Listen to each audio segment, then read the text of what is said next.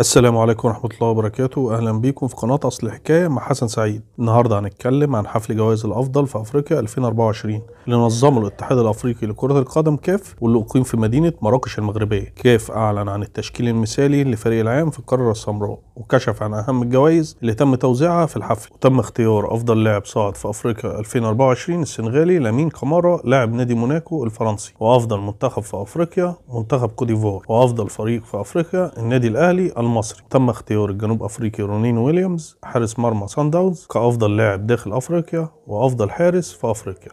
اما عن افضل مدرب في افريقيا فهو الايفواري فاييه مدرب منتخب كوت ديفوار. وافضل لاعب في افريقيا النيجيري اديمولا لوكمان لاعب اتلانتا الايطالي. من الاخبار السعيده لينا كمصريين ان نجمنا محمد صلاح لاعب منتخب مصر وليفربول الانجليزي تواجد في التشكيل المثالي لافريقيا 2024، والتشكيل المثالي كان كالاتي: في حراسه المرمى اندري اونانا حارس الكاميرون ومانشستر يونايتد. خط الدفاع المغربي اشرف حكيمي لاعب باريس سان جيرمان، والسنغالي كولوبالي لاعب الهلال السعودي، ولاعب دوله الكونغو الديمقراطيه وشانسل ميمبابا لاعب مارسيليا الفرنسي. في خط الوسط الغاني محمد قدوس لاعب وست هام يونايتد الانجليزي، والمغربي سفيان امبراط لاعب فنربخشة التركي. كوديفواري فرانك كيسيه لاعب النادي الاهلي السعودي، واللاعب ايفو بوسوما لاعب توتنهام الانجليزي. وفي خط الهجوم اللاعب المصري محمد صلاح لاعب نادي ليفربول، والنيجيري فيكتور اوسومين لاعب جلاتا سراي التركي، والنيجيري اديمولا لوكمان لاعب اتلانتا الايطالي. دي كانت اصل الحكايه النهارده. ما تنسوش تعملوا لايك وشير للفيديو وتقولوا لنا رايكم في التعليقات. هل شايفين الجوائز مستحقه؟ اشوفكم في الحلقه الجايه، والسلام عليكم ورحمه الله.